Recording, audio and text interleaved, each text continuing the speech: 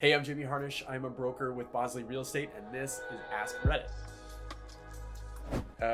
It's a meme with Harry Potter in the closet. Real estate market be like cozy studio apartment for sale.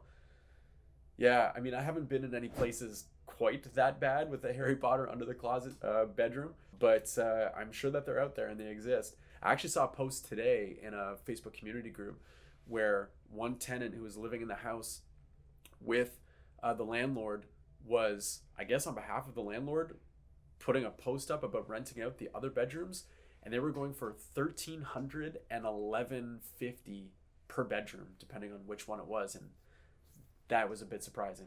Fellow Timmy's iced cap addicts, are they getting more watery or just me? I have no idea. I'm not an ice cap person. Don't get me wrong. I've had ice caps in the past, but I try to avoid.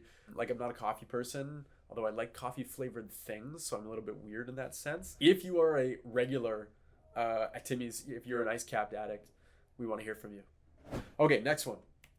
Landlord selling the house schedules multiple viewings every day for a month. Did not mind it initially, but it's beginning to really affect my schedule. Any compensation expected from the landlord? I initially didn't mind it and tried being extremely careful about scheduling my day around the viewings. She said she expects us to either be away or make the viewing as pleasant as possible, but it's starting to become too time annoying to live my life around all these random people's schedules, especially when most of them show up about a half an hour before or after the scheduled time, which means that I basically never know when some stranger is going to walk into my house.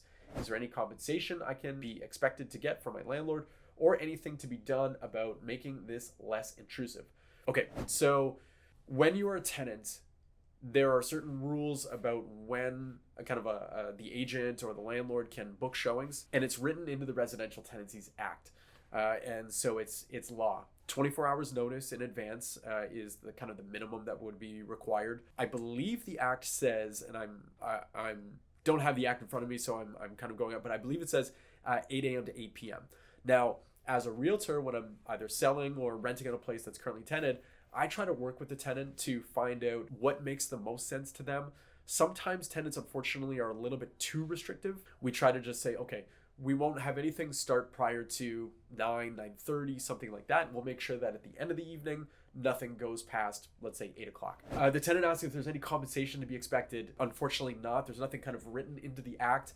I know that in the past, I've done it where if things are really dragging out, or if it's a big drain on the tenant's time, I or the landlord or both of us would kind of chip in and provide a gift card so that the tenant could kind of like very easily work out of a nearby coffee shop or something like that, and not feel like it's, not only are they being out of their place, but that they're kind of incurring an expense by, ordering a coffee or getting some food or something like that. So trying to make it as kind of reasonable and feasible for the tenant as much as possible. But this is an unfortunate reality of being a tenant, which I know is something that has to be done by some people. They're not in a position to necessarily buy, but when you are a tenant, this is just kind of one of those things that has to be dealt with, unfortunately. Okay, let's see what is next. What are the monthly costs for a new home? Hi everyone, I just bought my first house and need to make new accounts for monthly expenses. I wonder, besides utilities and gas, do I have to make a new account for garbage pickup, or getting the bins is how you paid for it? The hot water tank is currently rental and it is 15 years old. I'm thinking to cancel the rental and will install a new one. What other costs should I know? Okay, lots to unpack here. So garbage pickup, garbage and recycling, garbage costs money. You pay a certain amount quarterly through the City of Toronto, and it comes on the same bill that would be for your water as well. So every quarter you're going to get a bill. It will show what the recycling bin is, but the recycling actually doesn't cost you anything. So you can have as many and as large of recycling bins as you need. Same thing with the compost, but the garbage, you pay a certain amount depending on how many bins you have and the size of the bins. Your property taxes should be set up by your lawyer already. You would have determined prior to buying whether you wanted to get the property tax bill directly from the municipality, or whether it's going to be worked into your mortgage payments. So hopefully you had that sorted out, and in either case it would be set up with the help of the lawyer. So you should not be in the dark about property taxes. Other costs are tough to put a figure on, but just like general maintenance for the property. I would set aside a little bit of money a month so that if some kind of repair comes up, or if you've got a lawn to take care of, or you need to buy a shovel or buy some like salt in the winter, those kinds of things. So the hot water tank being a rental, I am not a fan of rental hot water tanks. Even if the amount is not very much, you end up paying over the life of a hot water tank, you end up paying a lot more than what it would have cost you to just own the tank.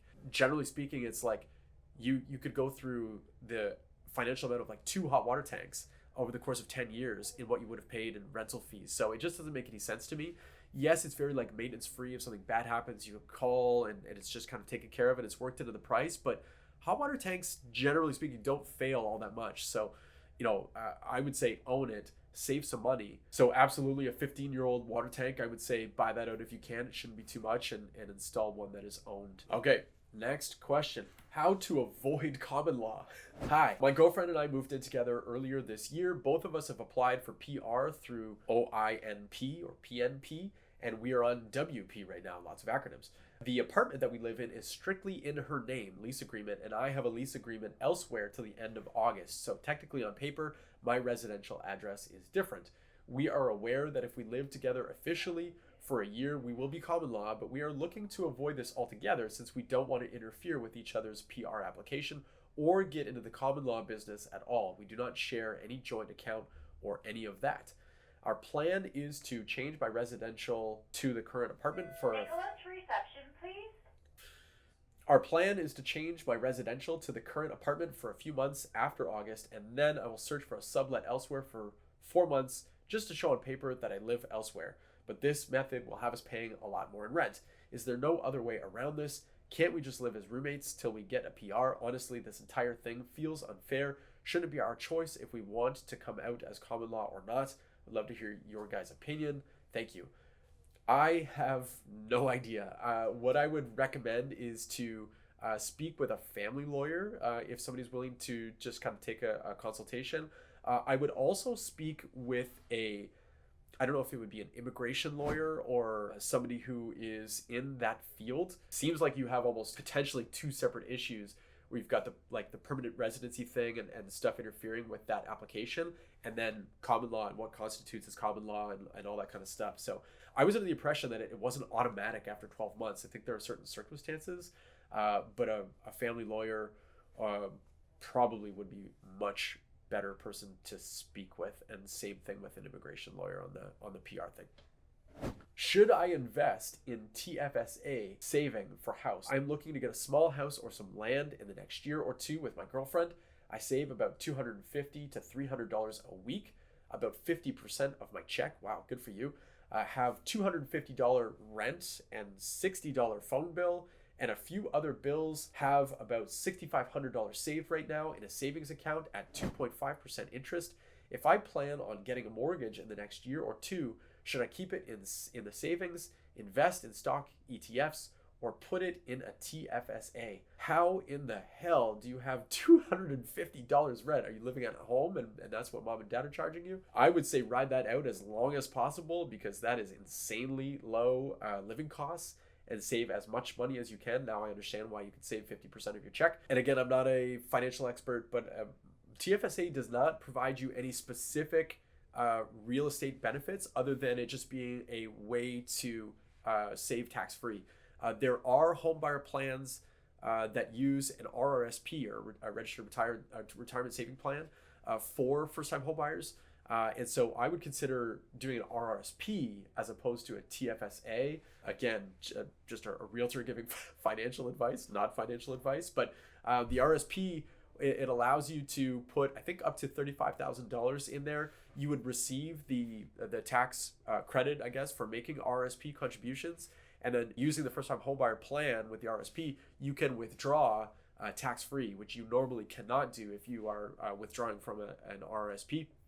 And you have something like 15 years to pay back that money interest-free. So I would look into an RRSP. With $6,500 saved right now, and it depends on where you want to buy and what you want to buy, but I think you may find it challenging to get to the amount of capital that you need to make an investment that would make sense. I would look into fractional real estate online. I would look into REITs if you want to be exposed to real estate as an investment, which are real estate investment trusts. And then I definitely would consider investing in stocks or ETFs. I would look into a little bit of planning and figure out how much you need to do something in actual hard real estate, because yeah, could be tricky. If you're saving $300 a week and that's 50% of your checks are $600 a week, your income will probably not allow you to qualify for anything with a mortgage, or not anything of substantial. So I would say look into the fractional real estate, ETF stocks, those kinds of things,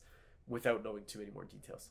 So that's everything for this one. If you want to see another one, or if you've got a topic in mind, let me know in the comments below. I'm Jamie Harnish, broker with Bosley Real Estate. Thank you for watching. Appreciate it very much, and I'll see you next time.